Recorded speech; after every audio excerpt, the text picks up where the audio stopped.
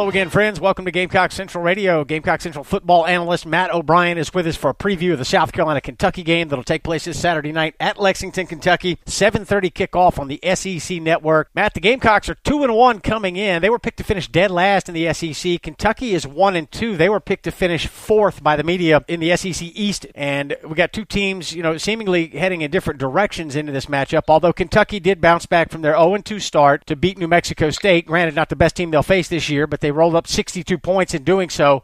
So Kentucky kind of got back on track a little bit last week. So, Matt, give us your initial thoughts heading into South Carolina, Kentucky. Yeah, Emerson, like you said, Kentucky is having a disappointing season, especially how they're perceived to be in the preseason. They're supposed to be taking a major step forward as a program this year and moving on up in the rankings in the SEC. But they're really struggling so far this season. It's disappointing to say the least, especially on the defensive side of the ball. So my first thought entering the game is that this will be a good opportunity for the South Carolina offense to gain some confidence and show some growth.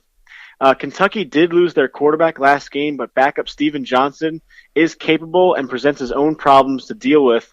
Overall, I feel like this is a game that's very much winnable for the Gamecocks, which would put them in a good position at 3-1 overall, with a 2-1 record in the conference, which, like you said, is better than a lot of people expected. No doubt about that. The Gamecocks, with this 2-1 start, have a chance to improve to 3-1. And I don't think a lot of folks saw Carolina starting 3-1 after this team went 3-9 a year ago. Granted, we got a new head coach, new staff in place, but the Gamecocks, with a win against Kentucky, would put themselves in position to possibly get to a bowl game with 6 wins or maybe even more, depending on how the rest of the season goes. So Kentucky, Matt, they're kind of like the Gamecocks. They're struggling to find 6 wins on their schedule right now. The schedule gets tougher as the slate moves on for the Wildcats. Is this an absolute must-win for Kentucky? Have they got to have this game on Saturday? Yeah, that's a good question, and it's tough to say this early in the season that a game is a must-win for a team. But I think as a program, absolutely, this is a must-win for Kentucky. They've not only had a slow start to the season, but their backs are against the wall. They're looking to not only stay alive in the division, but also for bowl eligibility, as they have quite a tough road ahead of them in SEC competition. And you look at Mark Stoops, he's done a lot of good things for the program, bringing in some top-notch recruiting classes by Kentucky standards, but it hasn't translated well onto the field. So I expect him to be moving closer to the hot seat, especially if they lose to the Gamecocks on Saturday. Yeah, Kentucky's defense really having problems. They're ranked 114 in the country in total defense, and they've given up over 40 points in each of their first 3 ball games. But the offense showed signs of life in that win over New Mexico State, scoring 62 points with the new quarterback Steven Johnson, who will start against the Gamecocks on Saturday. So, Matt, continue on with the Kentucky offense and talk about some areas where they can have success against the Gamecocks. Yeah, so the Kentucky offense, I believe they'll look to have success in 3 main areas. They'll look to win with a multi-dimensional quarterback in Steven Johnson. They have a talented tandem at running back with Stanley Boom Williams and Benjamin Snell Jr., and they'll also look to win on third downs.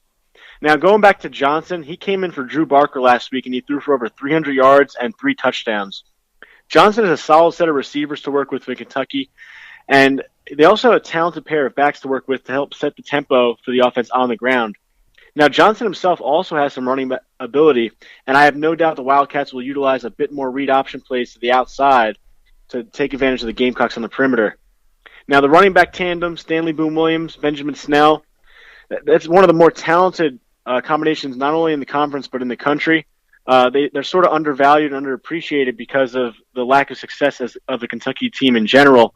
But Boom Williams, he's a really talented runner, a tough runner, gets uphill in a hurry. He runs well behind his pads. He has over 110 rushing yards per game, and his backup, Snell, isn't really much of a drop-off between the two. He has 4 rushing touchdowns on the season. So the offense can run what they like to do without any hiccups when they shift backs. And on third downs, the Wildcat offense relies on short passes in the run game to gain small chunks of yardage on first and second down, which will put them in position for plenty in third and shorts. Now, this isn't as easy to say the Gamecocks should sell out and stop the run because they have an X factor they'll have to deal with. Tight end C.J. Conrad was Steven Johnson's favorite target last week. He totaled over 130 receiving yards and had all 3 of Johnson's touchdowns. Conrad knows how to get over in the middle, which is crucial on third downs, so he'll be a key to watch for the Gamecock defense. No question. Conrad, 5 receptions for 133 yards and 3 scores in that Kentucky win last Saturday. So, Matt, talk about the Gamecock defensive scheme and how the Gamecocks are going to go about trying to defend Kentucky. Yeah, so Kentucky, I believe, is going to look at the Mississippi State film and they're going to try to utilize Steven Johnson similar to how the Bulldogs used Nick Fitzgerald. He obviously had a tremendous breakout performance against the Gamecocks in Week 2. To defend this, South Carolina will obviously have to be more effective in tackling and in perimeter support than they did against the Bulldogs.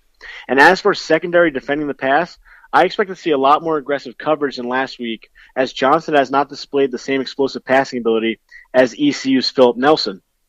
Now, for defending the run, it obviously starts with the line of scrimmage. The Gamecock defensive line will have to be stout against the run throughout the game, so I expect to see a heavy rotation starting early in the game, and it's good for the Gamecocks that they have some breakout freshman performers in Kerr Thomas and also in DJ Walnum, so I do expect them to have a healthier rotation this week. It starts winning the line of scrimmage, and I also think they can utilize more defenders in the box when offensive personnel dictated when they have tight end on the field, 2 running backs, to render the run game ineffective and place the burden on the shoulder of quarterback Steven Johnson. Now, on third down defense, I expect to see a little bit more of disguised coverage, especially to try to mask coverage over CJ Conrad to trick Johnson to throwing the ball. This will be key for our linebackers and safeties to be on the same page. Disguised coverage really kind of blend nicely over that middle to make Johnson force those errors. And I believe the turnovers will be a key factor in this game.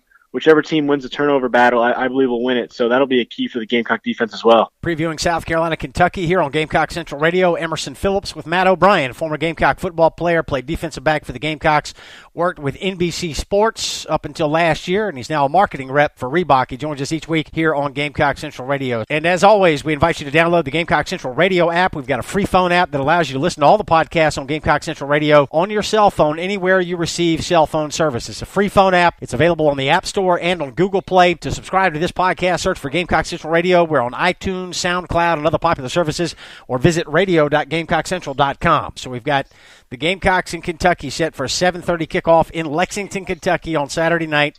SEC Network will provide television coverage. And Matt, Gamecocks freshman quarterback Brandon McElwain gets his first road start, and it'll be an SEC play at Kentucky Saturday night. So what do you expect from the Gamecock offense? Well, I hope not to see those predictable draws and short dives out of shotgun formation in short yardage situations. The South Carolina offensive line, as we've talked about earlier in the season, just isn't good enough to justify those type of play calls. I want to see more runs on the perimeter, which is where McElwain is at his best, and that'll actually help open up the dives up the middle later in the game, which will help the Gamecocks control the clock if they're up late in the fourth quarter. As for the passing game, the Wildcat defense seems to find a way to generate interceptions. So I would like to keep the high percentage throws for McElwain, short crossing routes, and get him on the perimeter, roll him out with some crossers. I expect the tight ends Casey Crosby and Hayden Hurst to be a big part of the offense this week. But it really starts up front with the offensive line. Against a subpar defensive front for Kentucky, the South Carolina offensive line will have to step up. And if they don't this game, I really don't expect the offense as a whole to be able to take much of a step forward this season. Kentucky's defense has been gashed by all 3 of their first opponents this year, and it'll be interesting to see what the Gamecock offensive line can do with this Kentucky defense that is much maligned. Matt, closing thoughts and a prediction on Saturday's game. Yeah, so Kentucky's backs are against the wall. Mark Stoops needs this win to keep the program on track and himself off the hot seat. If South Carolina can show up in the trenches and win the turnover battle, I really do expect the Gamecocks to win handily by about 10-plus points. But if they don't win in the trenches, especially if their offensive line struggles, this one could really come down to the wire.